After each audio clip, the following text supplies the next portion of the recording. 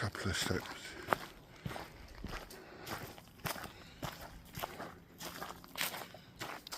Hello again. I'm back out. It's Monday. It's about 5:30. Out for another nightly walk after a long day in the car. So I just want to follow on from what we spoke about on Friday regarding intimidation. So we're going to spice it up a little bit. We've got a little guest appearance tonight. A returning guest. Now, those of you that follow me on YouTube would have met Steph on quite a few occasions, but I don't think you've been on a YouTube video, a TikTok video. Well, this will go on both. So this is Steph, for those who haven't met her. Hey. Now, in case you're wondering, Steph is my son's girlfriend, and she's been spurring me on there for a good few months with the walking, and it's starting to pay off quite nicely. Yeah, I'm enjoying the walks. So on Friday I spoke briefly about intimidation. So Steph, she learned with me starting middle of last year, and she passed in January of this year. So she's just going to sort of speak a little bit about her journey. So when you first started, what was your confidence like? It was not great. I was a very, very nervous driver. Like, I was hesitating over everything. But yeah. And how did you feel over time? I think gradually I sort of built my confidence, because I sort of learned not, I know it's easier said than done, but not to be intimidated by other drivers, especially as a learner, because they can see that you're a learner and you're going to make mistakes, because it's all part of the process. So how did you deal with that? You said how did you deal with people that were trying to be intimidating, you know, being close behind? I mean, at first I was like, oh my god, what do I do? I was looking to you for guidance, because I was like, oh my god, like, why are they can see I'm a learner, why are they sort of trying to intimidate me on the road? But then I sort of, over time, the more I got into those situations, I sort of tried to remain calm and get on with it and try and sort of ignore them. Be aware, obviously, but ignore them to a certain degree. And how did you feel? Like I always say on the lessons, I'd rather you be slightly hesitant than going when it's unsafe, because that confidence will grow. Exactly. And you're, sorry about the camera, I'm just trying to lift the phone up and get both of us both in. At the start, I'd rather go for a bit of hesitation and gradually build up on that, rather than going when it's unsafe. Yeah, like even leading up to my test and on my test, there was still, like, there'd be the odd moments where I would hesitate, but I do feel like it's safer to do that when you're not as confident as a driver than to sort of do something, like rush and do something that's unsafe because you're feeling pressured by other people on the road. Can we come back to that, your test, in a minute? Yeah, sorry. Because you've actually reminded me on something that we can speak about. So it's a really good point that you brought that up. Yeah. So someone trying to ring me. Just going to stop that call for a second. So now think about when you passed. Yeah. So you jumped into your first car. Yeah, Karen the K. Karen the K, which has now been part exchanged, and Steph has got a new car, which she may or may not want to share with you on another video. So how did you cope when you first got in your car and you looked across to the passenger seat and I wasn't there, or your mum, because Steph also did quite a bit of driving with her mum? Yeah. So how did you deal with it then? Honestly, it was so strange. I think I had to build it up really gradually, going by myself.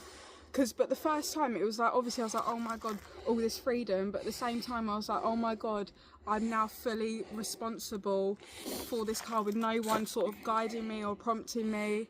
But obviously I was up to that point before my test, but it was still strange not having someone there. It was more of a comfort thing. But I think that slowly doing small trips, it sort of like built up my confidence. But I think instead of having a massive gap after I passed and then driving, I feel like going straight into it was the best thing to do. Definitely. But yeah. So you're driving down the road, approaching, for example, a roundabout, a crossing or junction, and you've got somebody sitting on your bumper. Yeah. How did you deal with that? What, now? No, at the start. Well, now as well, because it's still relevant, but yeah, at the start. At the start, I sort of went into panic mode, and I think I sort of just like didn't know what to do, and I was looking to like you, or if my mum was in the car, like I'd look towards someone else. But how did you deal with your braking, for example? Did you leave it later? Did you do it earlier? No, I do it like a lot earlier. I think it's better to do it gradually so that you can let the person behind you. I do it now still, obviously, but to let the person behind you know what you're about to do, sort of like controlling when they brake, if that makes sense. Yeah, definitely, absolutely. Yeah. This is what the point I was making Yeah. on the video last week, I think it was, or the one before. I'm losing track of what we actually speak about. Yeah. So that helps a little bit. I'm going to touch on something else as well. That's at a light bulb moment. So your driving test, was it a Thursday afternoon? Yes, it was. It was a late test in the afternoon. Yeah. Getting slightly dark, it's raining. Yeah. Tell everyone about, do you remember the roundabout? What happened on the roundabout when you was turning right? Yes. I don't know if I'll be very good at explaining it, but so it was a 2-lane, just not like a regular 2-lane roundabout.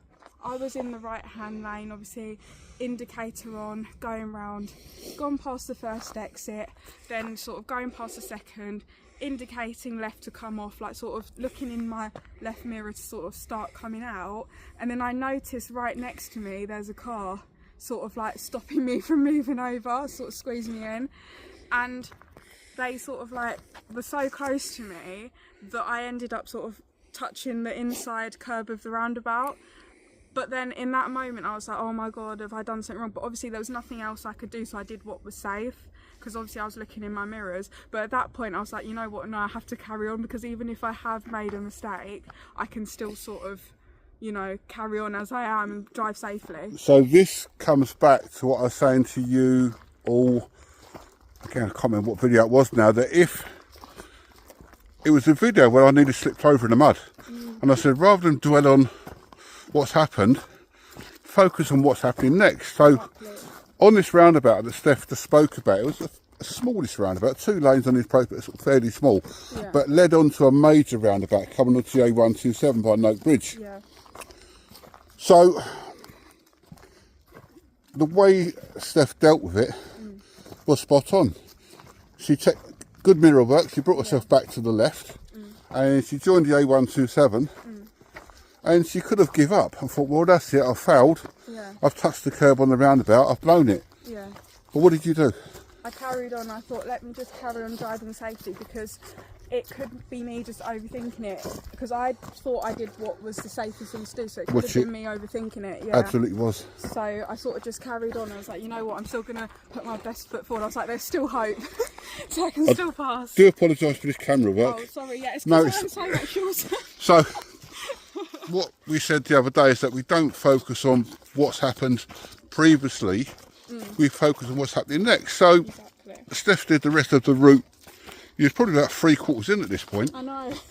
That's why I have to keep going. So for those of you that don't know the area, I'm in sort of Basildon area mainly, Langdon Hills, but there's a roundabout called Dog's Trust which puts the fear of death into everybody. Oh my god, I had that on my test. And Steph dealt with that brilliantly. Got back to the test centre, and Jo, the examiner, what's she like? Oh, she was lovely. We were chatting away. Obviously, like in between, I'd sort of just like, because I was like focusing, but she was lovely. We were chatting away, and it was good vibes.